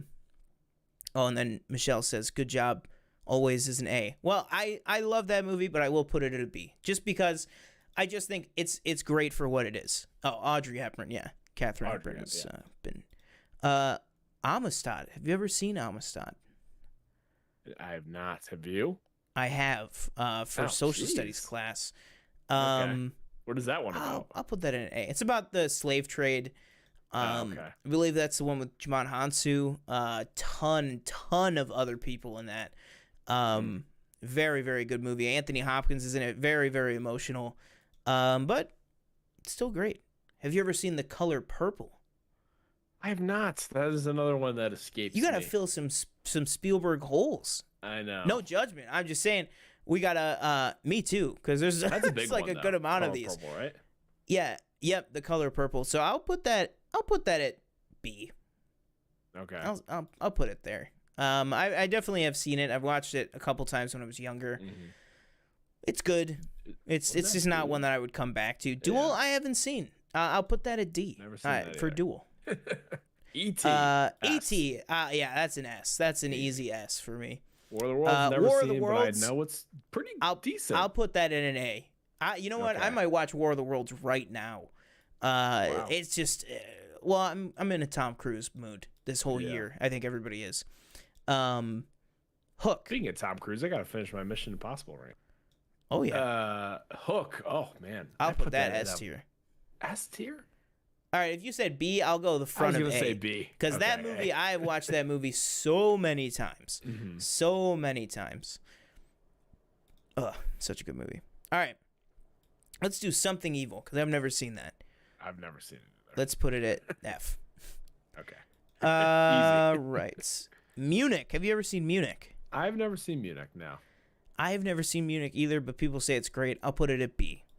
Okay. Twilight Zone the movie. Have you ever seen this? I have. Didn't even know that was a movie that existed. I will put it at C. It is very interesting, and I believe he only directed a portion of it, ? But yeah. I'm trying to get it down to ones that I have definitely seen, and hopefully both of us have seen. 1941, I've never seen it, but it's a war film. I know that. Not for me. I'll put it at D. All right. The remainder I have seen. Oh, what is this? Never mind. The complete... What is that? I can't even tell what that is. I will put it at D. God, I feel like I should really know what that is, but I can't tell from... It's too small for my... I don't have my glasses on. All right. Yeah. So, Saving Private Ryan. Have you seen this? I have. It's been a long time. I would say... A. I'd probably A. say. Yeah, I would say A. Oh. Kingdom of the Crystal Skull. D. I would say... Really? I would say B. I feel like that movie is... C. Go C. C. C? Okay. Yeah, I'll C. put it at the front of C. It's definitely better than Bridge of Spies. I think that movie is way overhated, but I mean, it's fair. Agree. It's definitely nowhere near the greatest ones. See, now I'm a It's little the Indiana confused. Jones movie I've seen in theaters. How did this get back down here? We didn't do that one. We didn't do Last Crusade yet? No. A. I'm out of it. A? Man, that's the front of S. Are you kidding? No, I'll put it in S. Last Crusade, Wow, Junior. We named the dog Indiana. Oh, so good. I'm gonna kill her. Go ahead. Yeah. Go. Oh my God! What a Lincoln. great freaking Oh my movie. God. My dad took me to see this. I don't know why. Lincoln. Yeah. When did Lincoln come out? Like 2000? 2012, I think. 2011, Oh, really? I thought something it was like later that. than it was boring. Correctly. I'll put it at B. Probably I'll put it in the B, front yeah. of B. Yeah, it's got some phenomenal, like some of the best performances you'll ever see in a movie. But I agree, the script was tough. It was not a great roller coaster of a movie. But yeah, Minority Report. Have you ever seen Minority Report? I've never seen it. I know the gist of it. I know it's I have seen you're it. getting arrested for crimes you're supposed to commit or something like that. in the Yeah, I'll future. put it at an A. I really enjoyed that movie. I really did. I know that image of like Tom Cruise staring at all the screens, like Oh yeah. yeah. War Horse. War Horse. Never. Have seen you seen War Horse? it. No. All right, let's go. No way. I was gonna say there's no way it's an S. Honestly, I'll go D. Wow. Pretty boring. It's pretty boring if I'm Pretty being boring. honest. Jaws. S. Easy. Absolutely. The Terminal. Have you seen The Terminal? Never seen this one. No. I saw The Terminal recently, just within like the past 6 months. I really liked it. I thought it was very good. Everybody's like, that's the one where Is that Tom Tom Hanks is Hanks? doing the... Yeah. That's the one where they're like, Tom Hanks is doing that funny, Lithuanian or whatever accent in the movie. And I'm like, yeah, but it's still good. It's still good. I'm going to definitely put it at B. Did you see that trailer for that new Tom Hanks movie where he Otto? or whatever? Yeah. Yeah. Ugh. He looks really thin. Is that just me? Who's it? I was literally freaking out to one of my coworkers about this the other day. I was like, something's going on with Tom Hanks. If he's sick and looked he's not really telling us, thin. I'm gonna lose it. Because you look at him, he's always been like a full-faced person. Yeah. He is like rail thin right now, like gaunt in the face. Like I'm worried about him. Tom, don't be keeping secrets from us. Hopefully he's doing all right. But yes, I did see that trailer. It looks interesting. Close Encounters of the Third A? Kind. I would put it. Yeah, I would say A. When I was younger, I would can't say do S, that. but Can't think I of just that. don't revisit it enough. What's the song that they play? Oh, I don't Yeah, know. I I'm can't gonna think do of like the McDonald's song or Temple something. of Doom. A? I'll go A. Yes. Yeah. Yeah, I'd agree. I think that's pretty good. Ready Player One. Ready Player One. I will go A. It's been a minute. I'll go A. Yeah, on that one. I'll give you A. I'll give you A. I think it's a crazy underrated movie of his, for sure. I think there's a difference between overhated, like I said, and underrated. I think a lot of people think that Ready Player One is great, but the consensus is that it's eh. And I'm like, that movie deserves way more than eh. in my opinion. The Post, I'll probably do B. From Yeah. what I remember. I saw it in About as theaters, boring as Lincoln, Yeah. but really, really great still. And then West Side Story, A? his most recent film. Yeah, I'll go A. Let's throw it in there. Boom. There you go. The Some might definitive say, Steven Spielberg rankings. Yeah, some might say The Master. Who cares Yeah. what Tarantino or Scorsese think? This is The Master, Steven Spielberg's full filmography, tier ranked for your viewing pleasure. Yeah, I would agree with this ranking. I think this is good. I think we're clearly very big Indiana Jones fans. A lot of these other ones, you know, just his absolute murderer's row of hits. But yeah, guys, let us know, what are some of your favorite Steven Spielberg movies? We will go ahead and save this and post it over on our socials. And again, speaking of, that will do it for us this week. Where am I? Our socials are right over there in that corner by TJ. The only one that's not there right now is we did join Hive ? Which is, I've been seeing a ton of people saying like, I'm on Hive now. So if that's going to be the next thing, we're already on there at the official PFN. Go follow us on there if you want. If not, you could still find us all the regular places: Twitter, Instagram, TikTok, YouTube. We are one away from 460, so we are almost to that 500 mark. Thank you guys so much for steamrolling us up there. But that will do it for me. I have been one of your hosts, Sean Monk. I've been your other host, TJ Cornwell. Thank you for watching. Let us know what you thought about any of the movies, the topics we talked about in the comments below. Follow us on Twitter, TikTok, and Instagram. And we will see you next time. Boom.